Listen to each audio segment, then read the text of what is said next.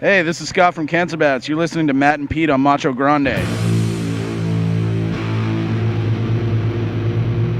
Today's podcast is brought to you by Audible.com. Get a free audiobook download at www.audibletrial.com/Macho Grande. Over 100,000 titles to choose from for your iPhone, Android, Kindle, or MP3 player.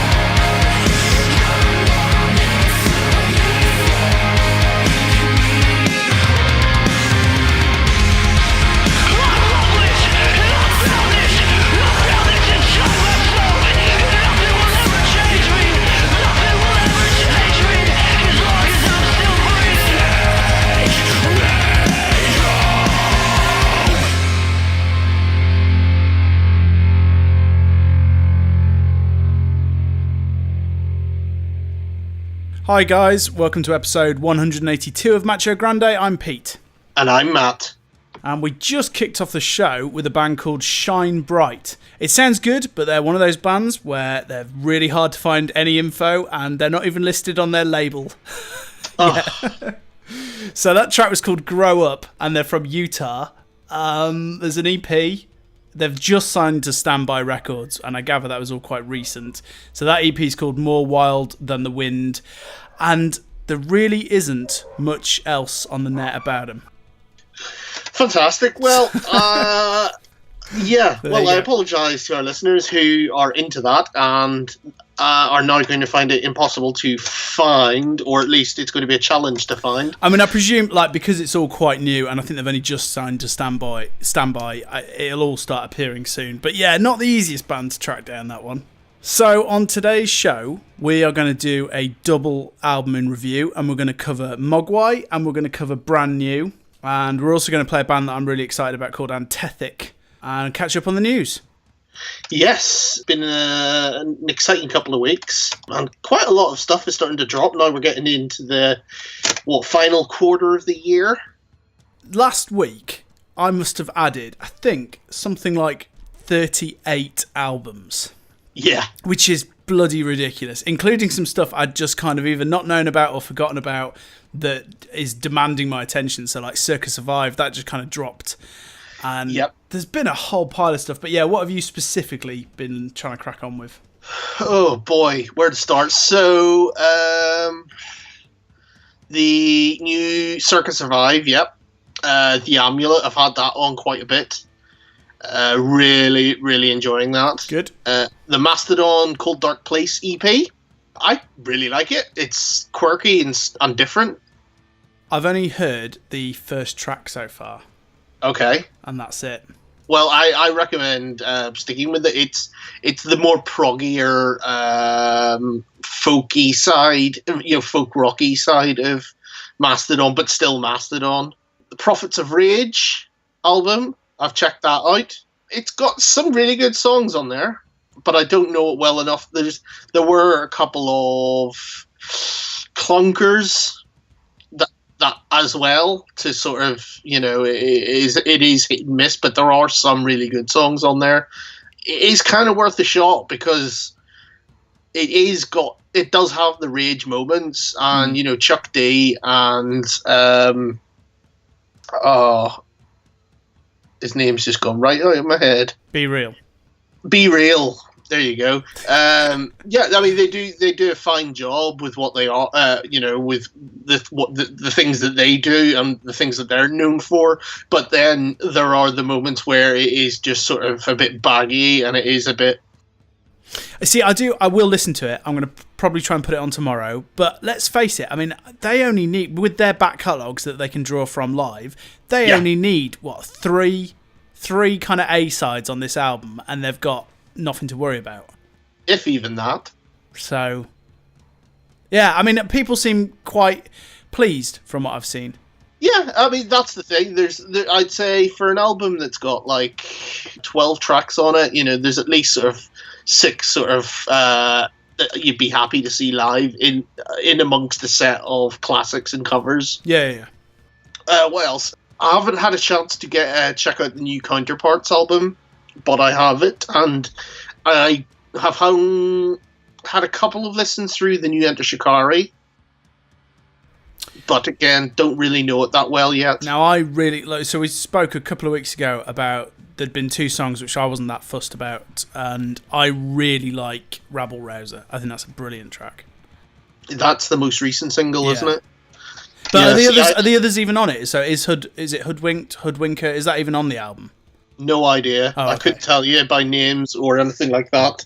It is just literally I have got it and don't really know much else about it. Yeah, okay.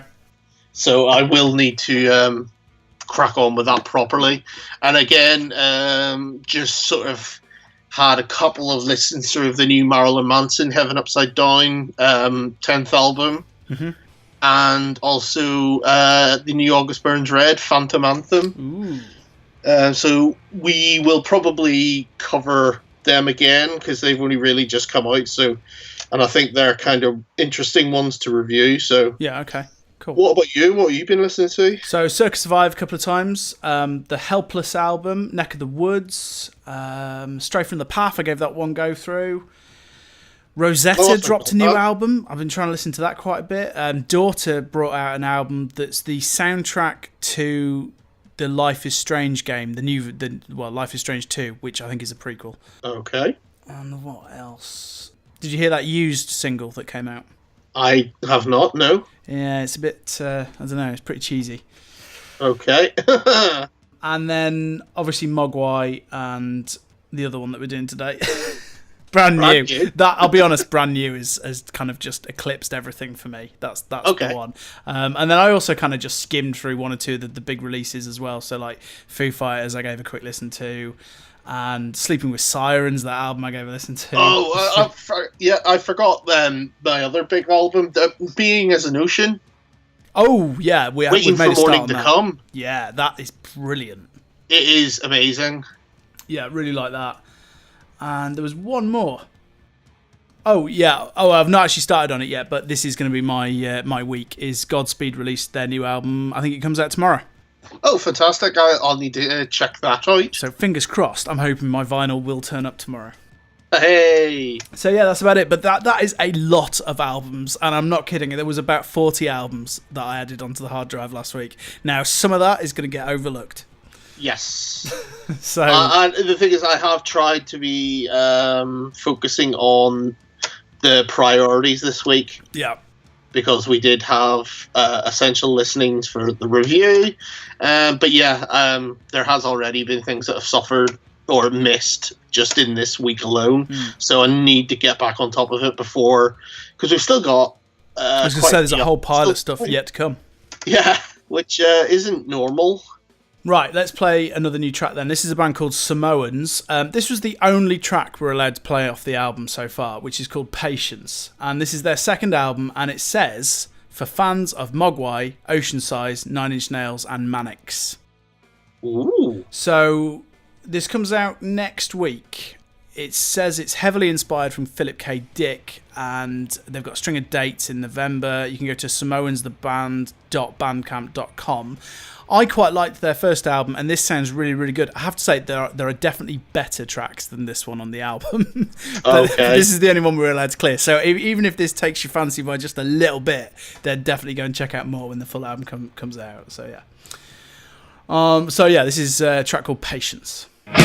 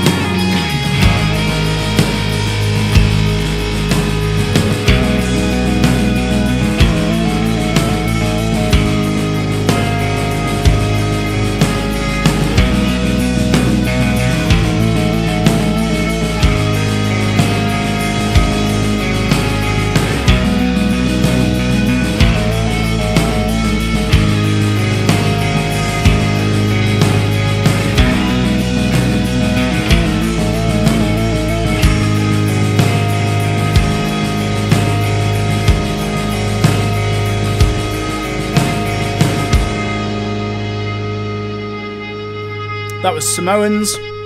Right, let's catch up on the news. Okay, where do we begin? Decapitated. Oh, Bit of a weird story. yeah. So, I mean, we're probably a bit late to this. It's We a are. horrible story to really be covering and commenting on. For those that don't know, Decapitated released an album literally 2, maybe 3 weeks ago. And it's getting some rave reviews. And Months ago. Is it? Yeah, 2 or 3 months ago. Okay. Then ignore me. But yeah, on a US tour, and over last weekend, it was coming out that the band had potentially kidnapped someone, which then, as the internet does, the people were divided. But then that has metastasized to a gang rape charge. They're all arrested and they're in jail somewhere in California, waiting to be extradited to, I can't remember the township that the alleged event took place. Crazy stuff. Yeah, absolutely mental. So obviously, I mean, we're not really going to go into what we think happened because we don't know shit. But so obviously, just for a second, I mean, obviously something clearly happened. But let's say the band are cleared and, for whatever reason, they weren't in the wrong. Let's just say for a second. In terms of your career, I mean, this is bad. This is really, really bad. And for a band, it's such a shame because they're a really hard-working band that have been around for a long time that had kind of dipped. And this rarely happens, but they've managed to have on this new album a full resurgence. Yes. And now for this to happen, and I mean, obviously, yeah, I mean, if found guilty, then that's career ruined. But yeah, even still, it's pretty hefty. Yeah, I mean, again, I mean, you can read the things that the press has sort of put out already, and I mean, it doesn't look good. There's a couple of people on my Facebook that have toured with them, and they seem genuinely quite shocked. But you got to think, I mean, with charges like that, I mean, clearly something went down. So. Yeah, and I mean, they're all denying, or they're all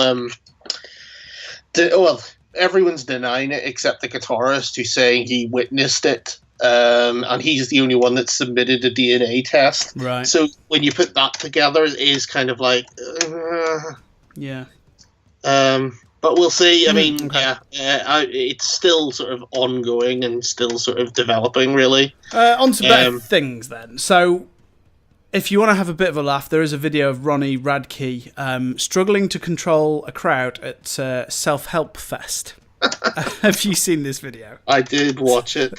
So he's trying to get the crowd to sit down, which I gather is part of their set. I mean, it's just ripped off. Obviously, Slipknot and other people have done it, but at some point in the set, they try and get the crowd to sit down. And in this video, they're just not having any of it, and it drags on uncomfortably long.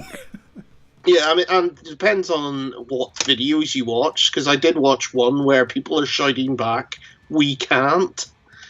It's too busy. There's too much of a push. Actually, I've forgotten what the funniest thing of the week is. It's the Core 10 video. Oh, I haven't watched this. No, this. Have you not seen the music video?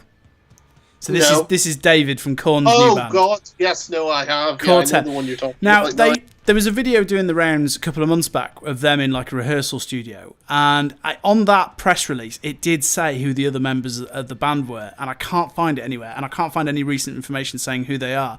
But obviously, it's David, who's obviously ex-Korn.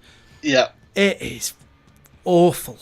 Oh, it's bad. I mean, you could take like the latter part of the new metal years when things got really bad, and some of the songs were terrible. And this is worse.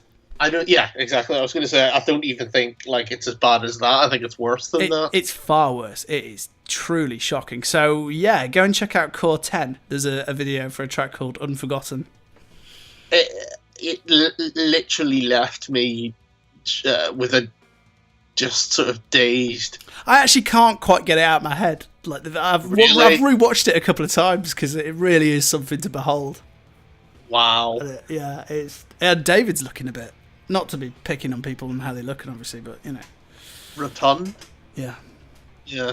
Right, where else are we? New Marilyn Manson. So obviously you talked about this earlier. What do you think? There's 2 new songs now. Okay, well, as someone who has now heard the album,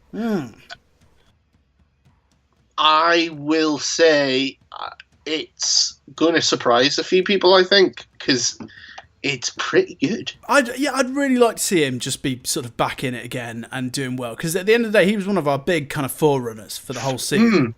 And this is very, there's the opening sort of couple of tracks are very Antichrist Superstar. Cool. And he's actually doing it with conviction as well. It doesn't feel like sort of forced or... there is a very sort of Nine Inch Nails sort of dark 80s dark synthwave vibe to it as well. Cool.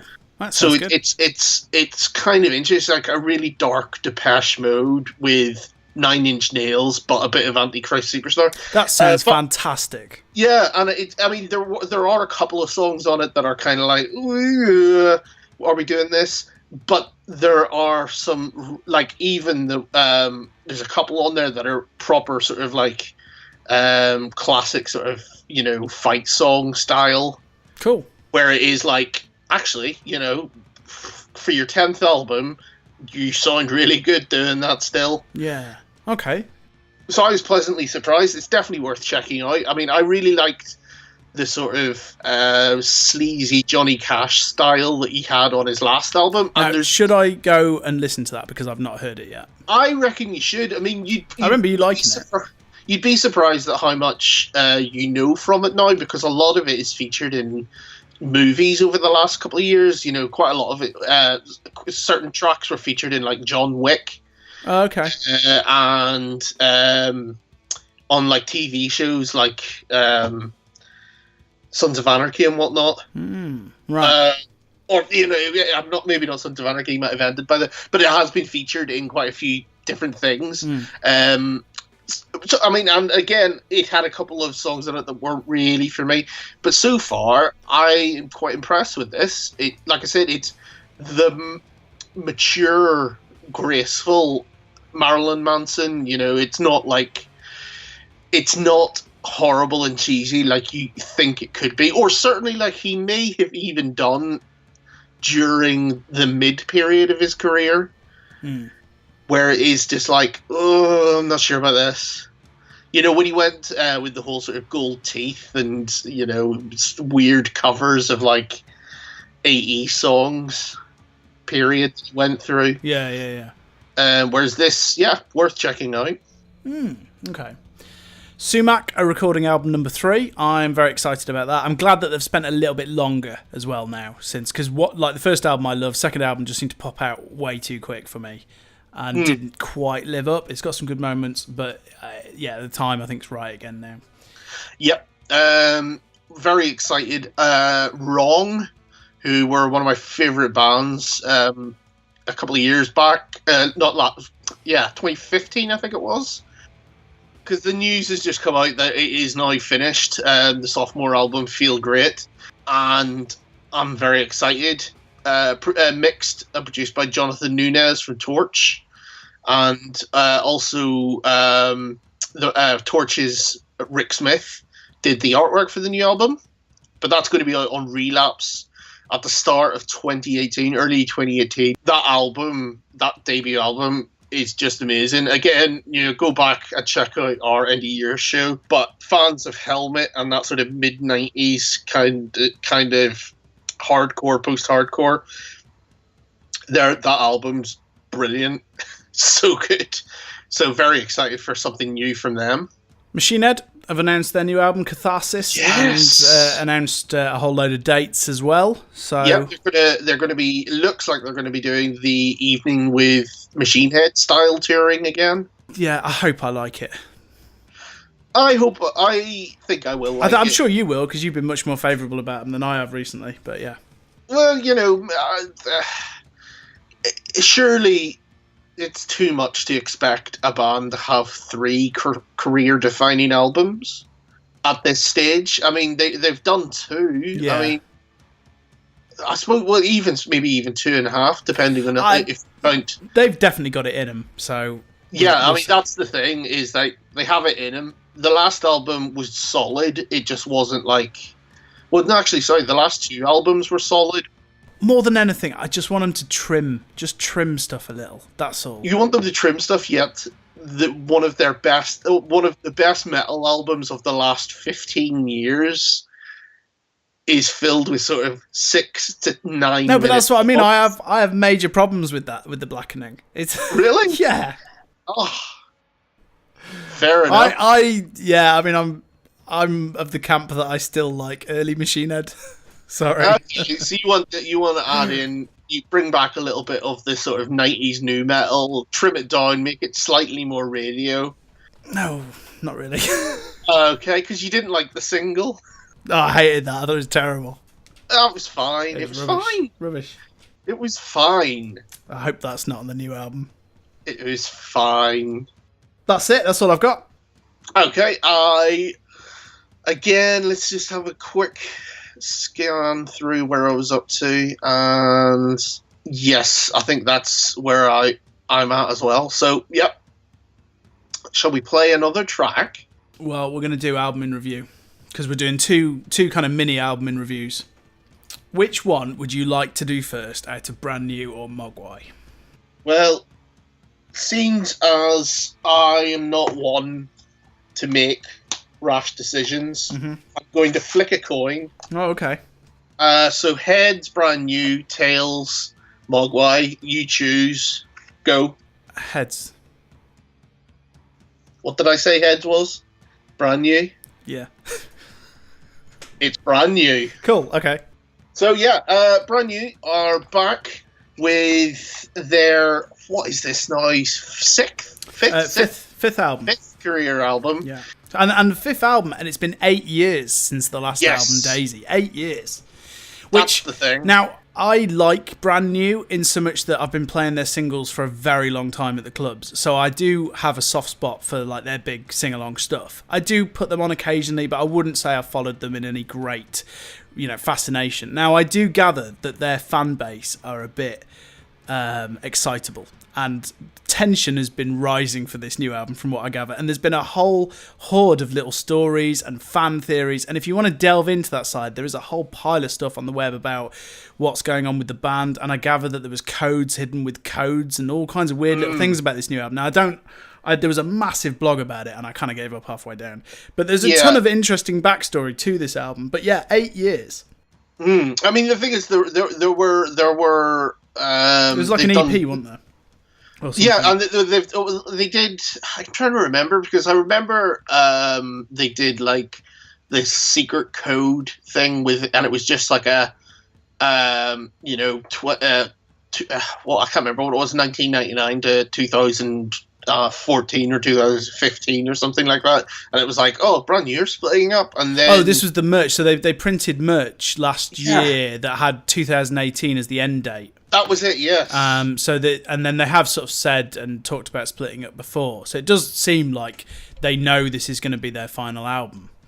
Yeah, so it's really weird, everything that's been going on. And I'm a sort of like, what would you call, backseat fan of Brand New. I don't follow anything regarding like news and releases, but when albums drop, I'm pleasantly surprised. Yeah, I'd say pretty similar. So one cool thing that happened was that when they announced the vinyl, the first 500 people to pre-order the vinyl, they got sent out a 61-minute CD of this album as one track. Right. But some of the sort of fan rumours and stuff online. So anticipation has been high. People seem really, really excited about it and buzzing about the band again. But as I say, I went in with a fairly kind of open slate, really, and I didn't really mind which way it was. I'm happy to say I very, very quickly pretty much fell in love with this album, and I think it's an absolute beast. Okay. I don't know where you're at with it. We've not talked at all about either of these. Yeah, it's not my favourite Brand New album. I still think that Devil and God or Raging Inside is still my personal favourite. But saying that, there's some really good material on here. It's as a whole picture, the songwriting on this is outstanding, and it's all the little weird little interludes as well, and the samples. I love all that stuff. I think it's been really well thought out, and like it's quite brave as well, because a lot of the tracks will just kind of abruptly end, then you'll get like this little interlude, and it cuts and changes, and it's not like, I mean, obviously I like somber stuff that sounds weirdly uplifting, you know, I'm a total sucker for it. So and this really does have that kind of, you know, downbeat feel in a lot of places, but I don't know, the lyrics have got in my head, and I'm remembering choruses, which is quite rare for me, and that is incredibly rare. Even the drumming, the production, I look like the little percussive sounds, so much care and attention has gone into all these little details, and there's several songs that quite honestly you would put on and I wouldn't think anything of, but because they've layered it up with so many little noodles and just little moments and bits peppered throughout just about every track, I can't stop listening to it. It's really grown on me. See, I think the main problem I've had with this is that the Being as an Ocean album came out, and it hit the sweet spot for me. Okay. See, this album is what I want Thrice to do on their next album. Right. You know, just have a bit more depth to it, and just weirdness as well. You know, just kooky little moments. That's the thing. If Thrice had released this, I would probably think of it differently. I find it, certainly on first listen, a bit... it was not necessarily a struggle, but the overwhelming melancholy of it all was hard work. So I think I've only really got 2 songs that I'm not... Like, track 9, Desert, I could probably leave. And... track 11, 451, which is the weirdly uplifting bluesy kind of thing, which is okay, but that's not quite my bag. But the rest of it, I can't knock it. I think it's absolutely fantastic. And the way some of the songs just kind of veer into somewhere else, and like little random moments will happen. Like, I think my current favourite is probably track 6, which is 137, where this solo just pops up out of the air. It's amazing. Yeah, and I hate guitar solos, but this little melodic riff that kind of fades in and then it rides it through to the solo, that is genius. Really cool. And again, sort of that has echoes of, like, for anyone who knows brand new, the Jesus Christ. That's the track. This kind of mirrors that kind of really odd way of writing a song where, like, things aren't in the right place. It's kind of like, you know, like the verse isn't where you would expect verses to be. Guitar solo isn't where you'd expect the guitar solo to come in. And it's just an interesting way of approaching the writing. Do you know what any of the... Because I tried reading up on it. I couldn't really find that much information. But like, what are the little stories and samples and audio clips? What is all no that? idea. Right, no idea. Because it is very cool. Yeah, I mean, the thing is, you could tell that they've laboured over this for a long time. It's not just been something that they've bashed out. There are sort of incredibly well thought out sequences throughout the entire album, and in parts of, you know, like you said, in parts of songs. And have you got a finished copy or not? I don't. Because I like the front cover, but I have no idea what's beyond that. No, again, that was, I mean, because this was kind of. It did kind of drop out of nowhere as well. For us it did, because we weren't... I mean, I think the fans were obviously clamouring for it, but for us, this is just total surprise. Yeah, I was just suddenly like, oh, this is out. Okay. I think it will continue to... Like, for me, it's still growing now, so I do think it's one to just kind of stick with. Yeah. Be interesting to see how you feel about it, like, maybe by the end of the year.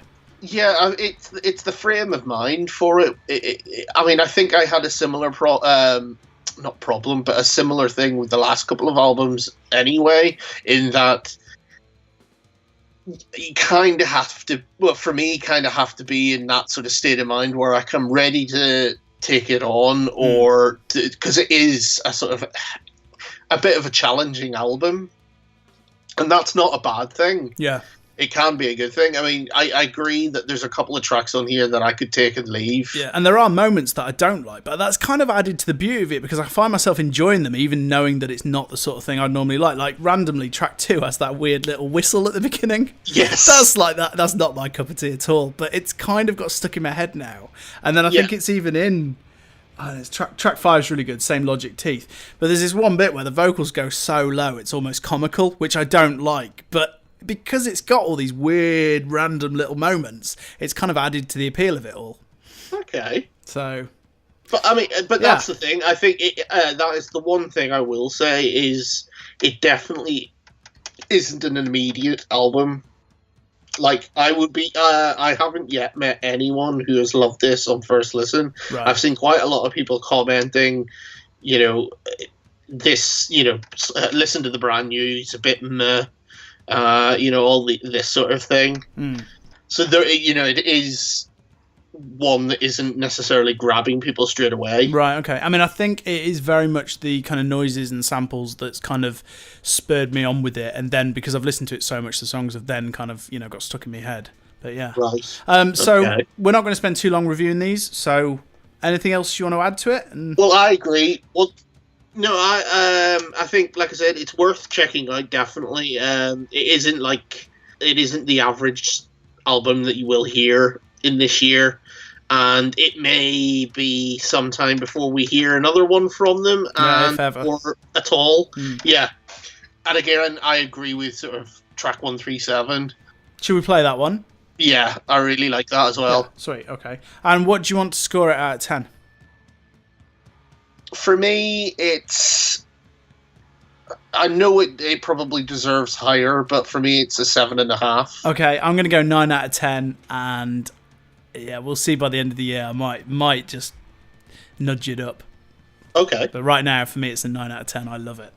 Cool. Very good. Here's track 6, which is called 137.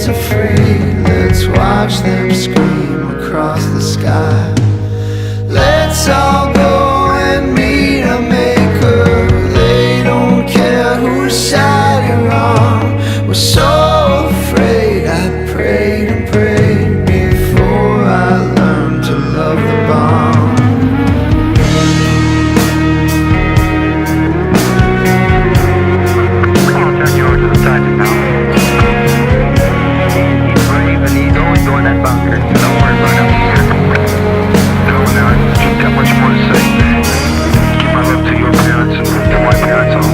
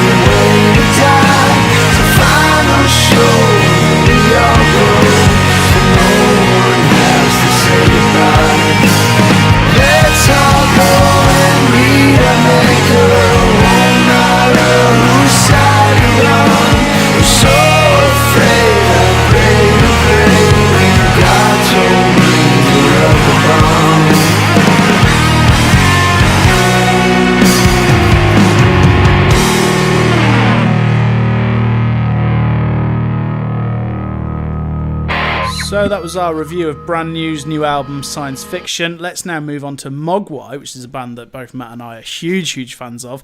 I'm wondering now whether we're going to be having totally different opinions on this one. Oh.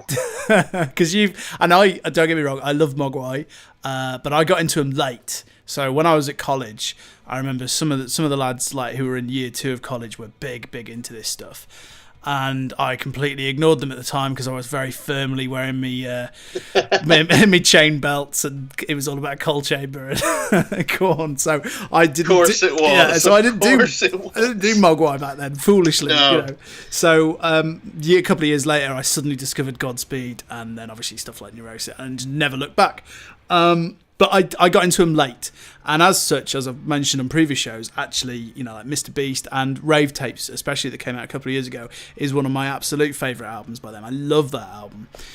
Yep. But they were a lot rawer, weren't they, on the earlier stuff? And yes, so I got into them after the first album. They released the Xmas Steps EP, which is when I got into them. Because that was... Because what have they been around since, like 98 or something? That was I think that was 97. Well, actually, a bit earlier, so I think that was like 97.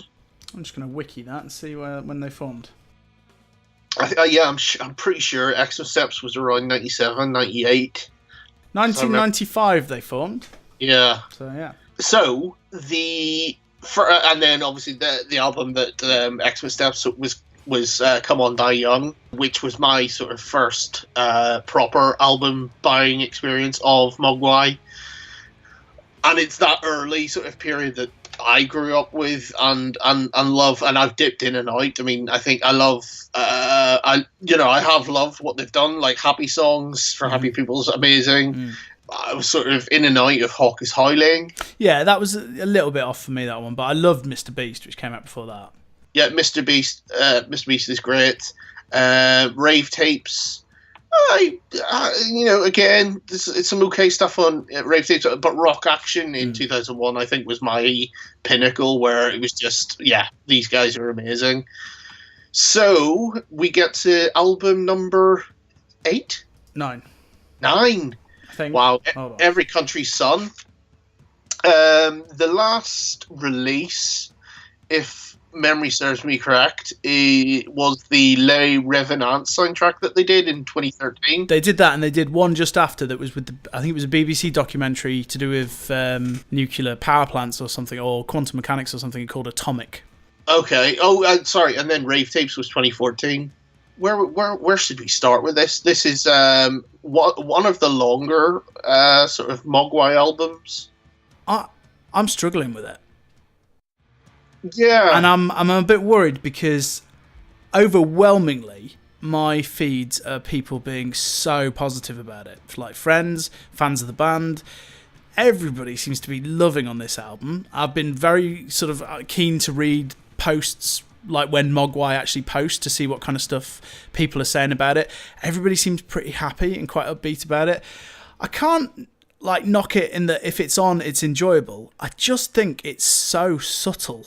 It's very warm, and it is very, very pleasant to listen to, but it is incredibly subtle. I mean, there are things that are cleverly put in there, but they're not going for like their kind of, here's a big kind of riff or hook to hold on to. It is really quite reserved in a lot of places. Yeah. I mean, Kook, the first track is their most kind of, I'd say that's like the biggest one. Is it Culverine? Yeah, Culverine. I mean, that one does grab you instantly. I think that's possibly my favourite. It is the best song on the album, easily. And it's a very, very Mogwai track, it has their kind of trademark, some massive hook. And then obviously what they do so well is one of their best tricks is that they can take something that Godspeed would take 17 minutes to do and compact it into 4 minutes somehow, and they're so good at doing that, and Culverine has all of that. It's got that big hook.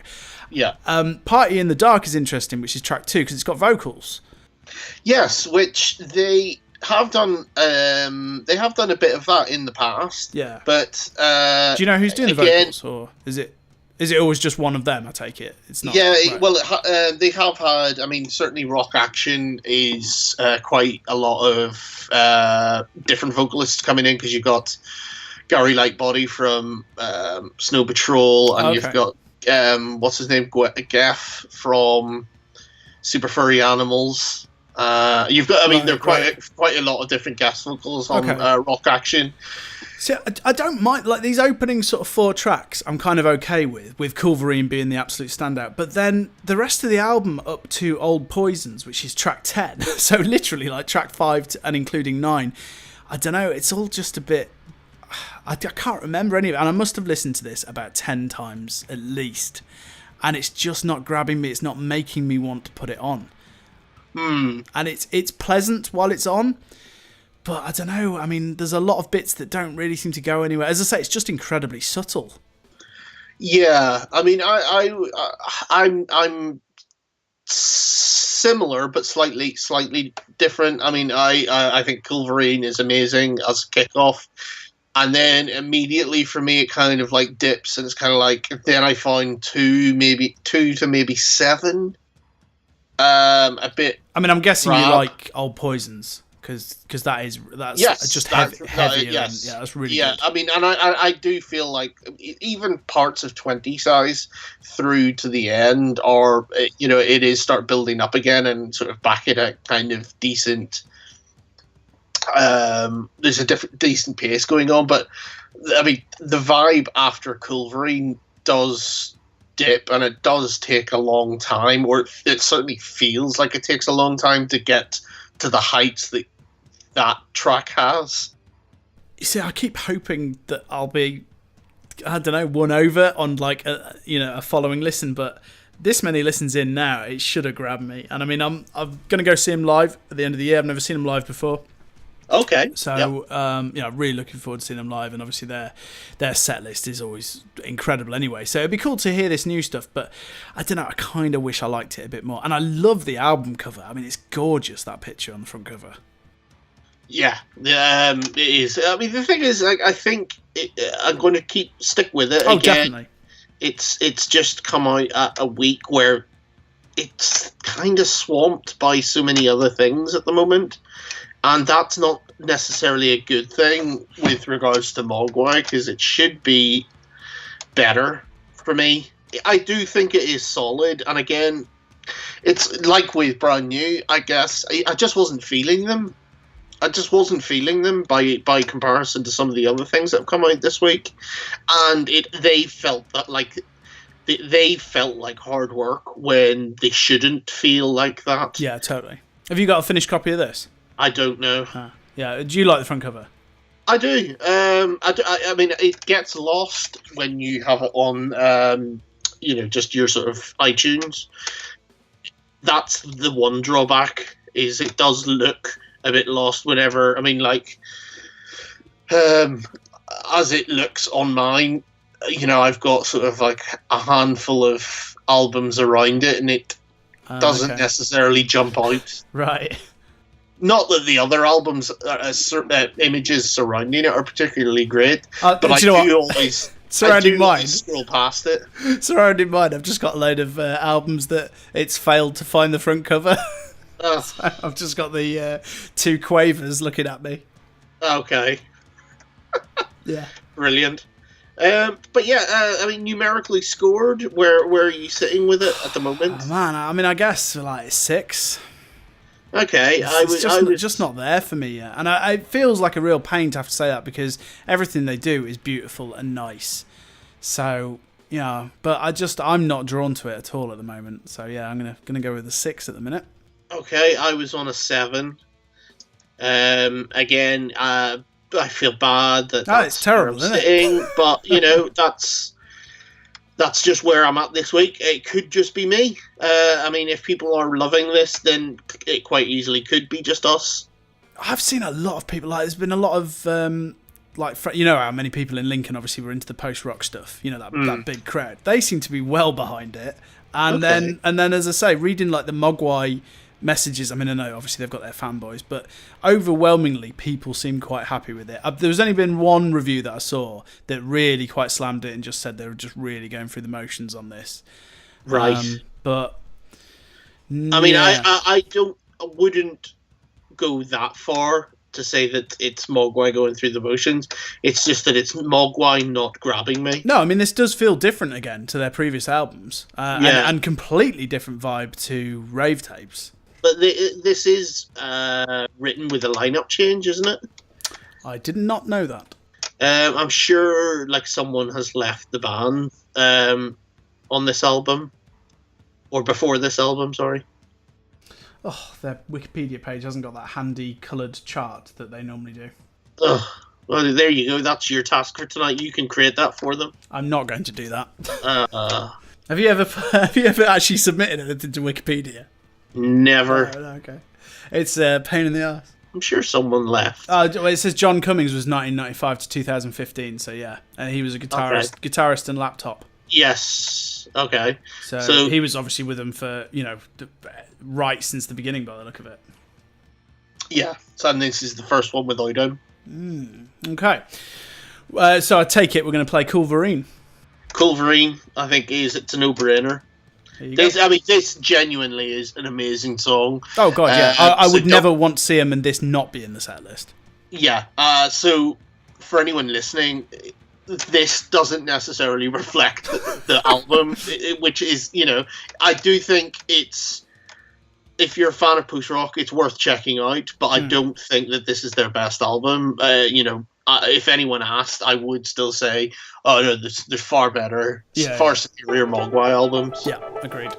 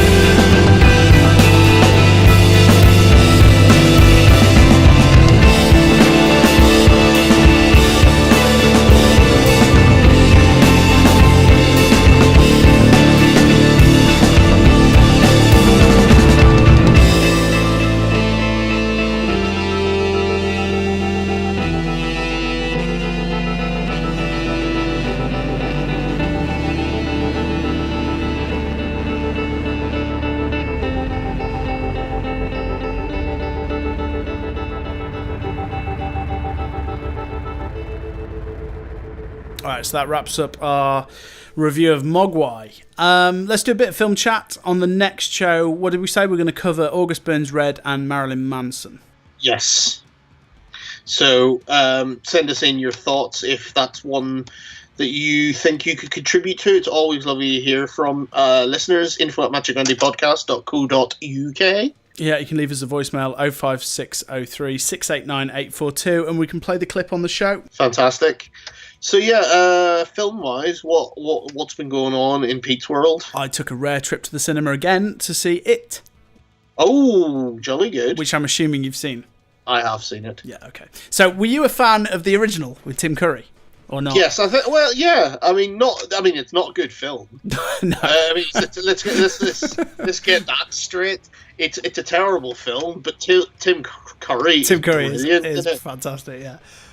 Given that the film is okay, the first half of that film is great, and then everything in the adult present day part of the film is absolutely terrible. See, I didn't watch it back then. I watched it quite a few years later and just kind of enjoyed it for what it was, but didn't really think that much of it, other than Tim Curry, obviously, who I'm a massive fan of anyway.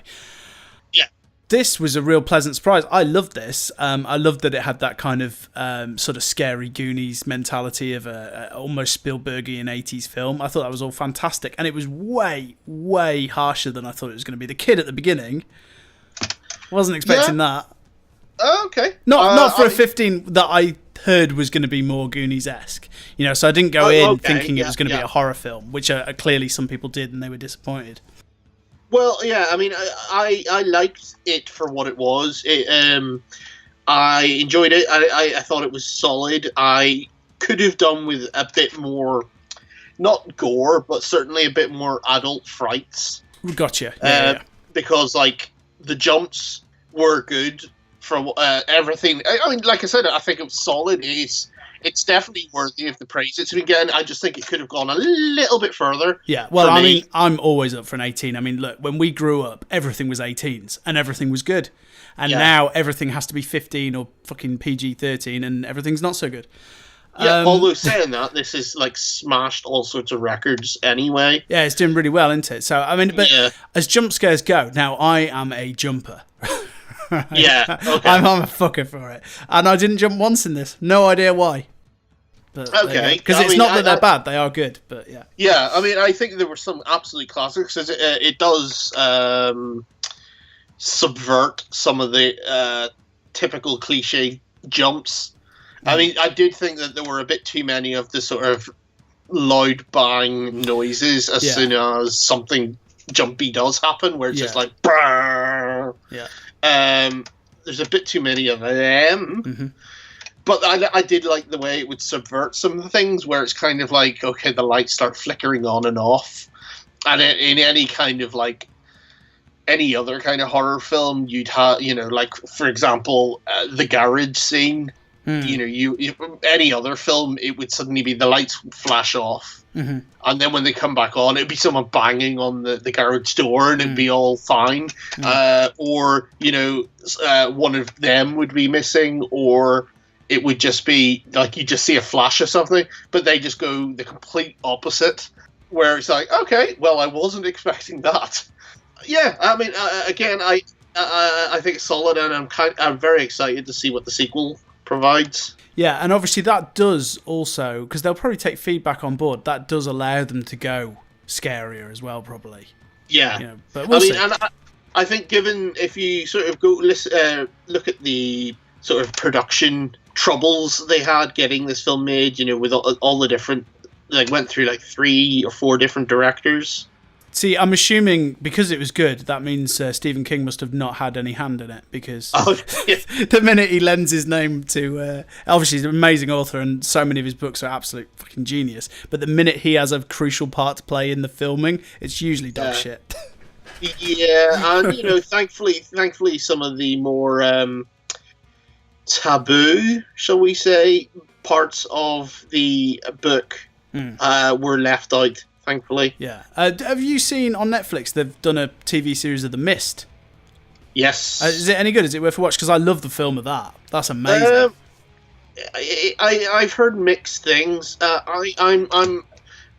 Personally, I haven't checked it out, and I've stuck with the film. In fact, I The picked it film's up. so good.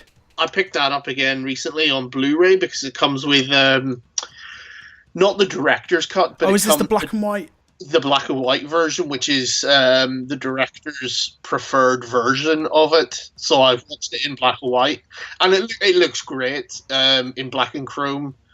Again, you know, it also sort of forgives some of the dodgy CGI. Yeah. Again, it's kind of meant to be dodgy CGI because it is that kind of B-movie, monster movie kind of vibe.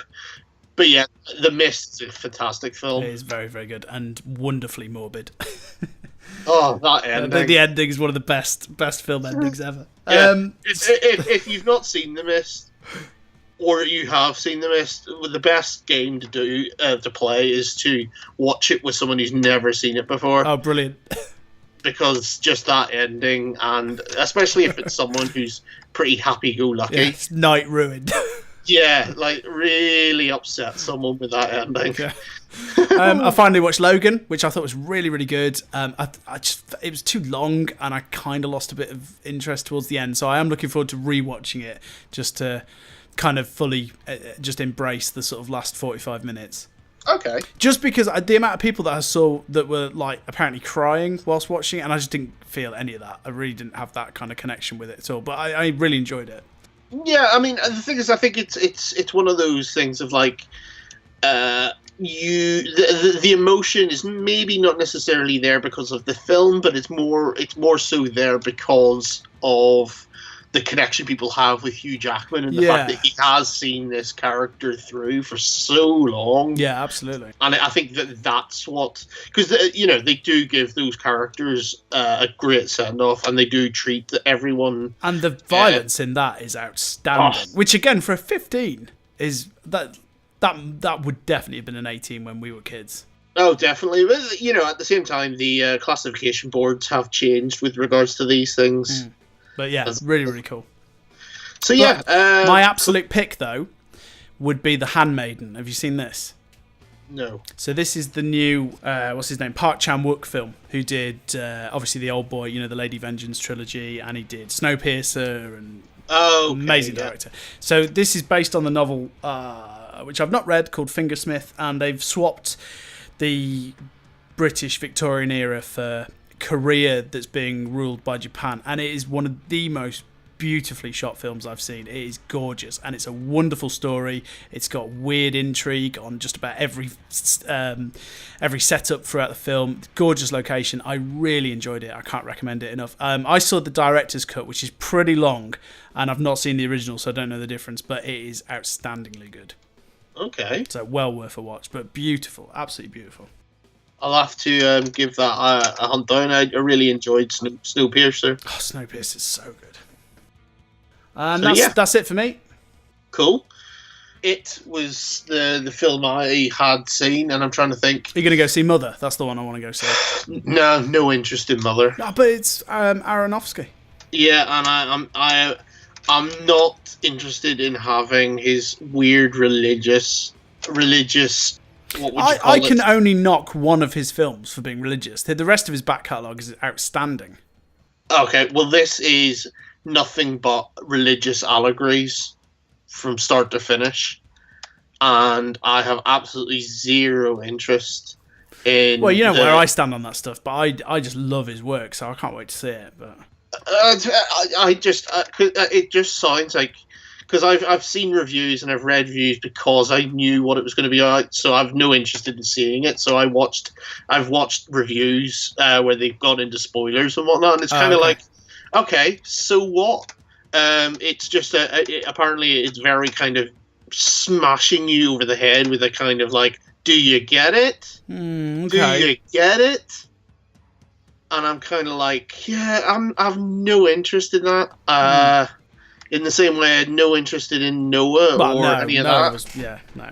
And it's just like, especially whenever, he's got a reputation for being a crazy-ass director. He's done some amazing films. I mean, Requiem, Oh, and The Fountain. Fountain and Pie. And White Swan's really good as well. So, and again, it's just that sort of, I think it's just the subject and, just okay. no interest really in going through that. And especially Jennifer Lawrence, I have no interest. I don't think she's very good. No, you see, I don't like Jennifer Lawrence. No. And going by the reviews, she has the same face in pretty much every scene, where it's just sort of like constant disbelief and sort of anxiety. Right. Like, great. So, yeah, stay away from it is probably my valid opinion, but you'll no doubt see it and then come back to me and say, I will. That film, it was terrible, you were right. We'll see. Right, anything else and we'll close out? No, that is probably about it. And we will be back pretty snappy with the next show. I need one more band, and you've got a mystery box as well. So I've got two, but we need three. So I've got one more. Cool. Okie dokie.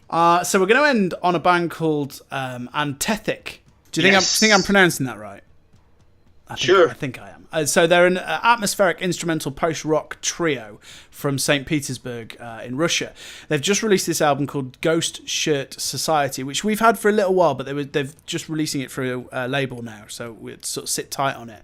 And go now, because it is currently Name Your Price on Bandcamp. Now, obviously, throw the band some money if you can, but go and check this album out. It's just a wonderful slice of post-rock. Kind of explosions in the sky in places as well. Did you like it? Have you given it any time? Yes, I've had it on several. I mean, like the week that it came out and then was instantly retracted. Yeah, I've had it on quite a lot. And it is great album. Really, really good. There's also some brilliant, like, are we going to go for track one? Is that okay? Is that the one you were happy with? Yeah. I mean, this kind of sums it up quite well. A lot of the tracks are a lot more atmospheric than this one, and there's some later in the album that have just incredible build-ups, like really well-paced stuff. It's really, really good. But yeah, really quite excited about this band. I really like the front cover as well. So, let me just find their link. Antethic.bandcamp.com. So that's ANTETHIC.bandcamp.com, and the brand new album is Ghost Shirt Society, and even the merch that they have to sort of go along with it is really cool. Oh, sweet, nice. So we're going to close out on this. We'll see you very soon for the next show. Do get in touch, leave us a review, all that stuff. Yeah, info at machograndepodcast.co.uk, at Macho Grande Pod on Twitter, Macho Grande on Instagram. We're also on Facebook .com/Macho Grande Podcast. And we'll catch you next time. See you later. This track's called Ilium.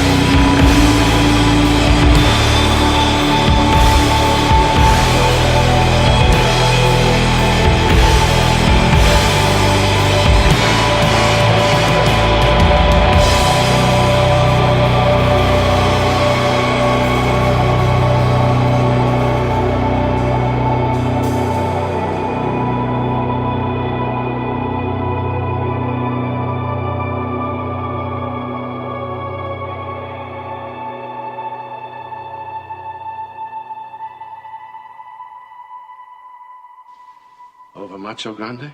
No, I don't think I'll ever get over Macho Grande.